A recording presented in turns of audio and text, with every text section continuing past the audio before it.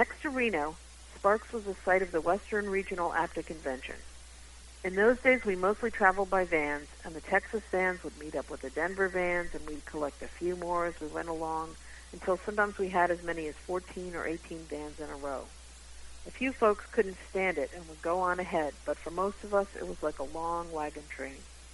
Every stop, gas, bathroom, whatever, Wade would let whoever wanted to get out of their vans, so it took forever. It was like the clown car in the circus. We Texans had the opposite theory and just passed urinals around. Going to Sparks, we stopped in Salt Lake City. Rosemary Rendon had set up a meeting, but we could never find the location despite hours of searching through little back alleys and broad city streets. Once in Reno, we stayed at a casino at the edge of downtown. A beautiful mountain was our backdrop. Mike Auberger, whose foot had been badly injured in the L.A. County Jail several years earlier, but had never really healed, had his foot propped up, sticking straight out in front of him. But he was ready for bear, as we all were. We were here to confront those who stood directly in opposition to our goal of access to mainline buses and integration into society. First, we marched from our hotel to the APTA Convention Casino. The police tried to intimidate us by arresting the folks at the front of the march from the start, but it didn't work. Ed Roberts had come. He drove in a van behind the march. We tried to enter to block the hotel, but the police were blocking us. They would pull us away, but we would simply wait till they left and then return to the building. Jerry Eubanks and Tim Baker, Julie Farrar, Bob Toomer, E.T., Lily Beth Navarro, Diane Coleman, and Tom Olin, and many more were there. It was like an act of sacrificing ourselves for the freedom and liberty of those who would come behind. We would just try again and again, like waves. Arthur Campbell, as usual, wound up on the ground among the legs of the police. Everyone was chanting at full volume. Eventually, some police bigwig showed up with a bullhorn and an interpreter in tow. That was a first for us, interpreting the arrest announcements. The usual announcements were made. If you do not disperse, you will be arrested. You were taken away in accessible school buses. We always found it ironic. They could make those school buses accessible, but not mainline buses? Get real. We were arraigned that night. The police tried all kinds of psychological tactics to break our spirits, even accusing us of faking our disabilities. We were broken into groups to go into court. I was in the second group, waiting just outside the courtroom when the first group was arraigned. I could hear them through the wall.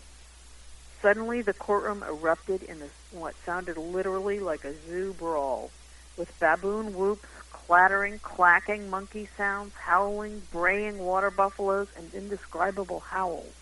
Everyone in our group looked at each other, mystified. It turned out later that the judge had given E.T., an African-American with a very street demeanor, a much harsher sentence than a few others who had gone before him.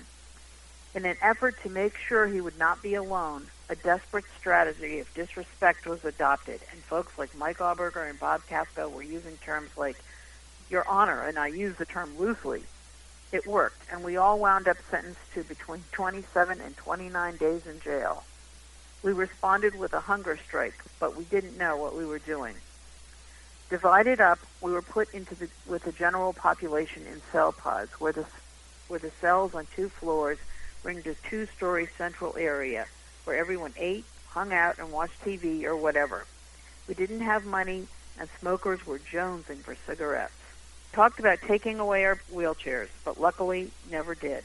Anita was not given her seizure meds until she had had several seizures. We tried to advocate for her with limited success. We were forced to take showers and forced to be assisted by the trustees, who wound up having something of an assault quality to their assistance. We hung in there by sticking together. It was quite beautiful, though trying. We heard Diane Coleman, not in our group, had gotten sick from not eating and was sent to the hospital. Barb Toomer urged folks, very sensibly, to drink fruit juice and plenty of water. Soon others began to feel sick, too. Anita's seizures weren't helped by the fast either. We had a meeting with our lawyer, and suddenly I threw up all over him. Most embarrassing. They took me back to my cell, and I threw up all over it as well, to the disgust of the trustees, who then had to clean it up. The powers that be were beginning to freak with our illness. I was ejected from the jail to, quote, go to the hospital, unquote, but really I was just dumped outside the jail. Luckily, Babs had learned about this and had come to meet me. Tim Baker, a quad with quite significant CP, had been taken directly to the hospital, where they were trying to cure his spasticity with a device that closely resembled a floor wax buffer. He found it humorous, fortunately, and we were able to spring him too, since their cure was not working.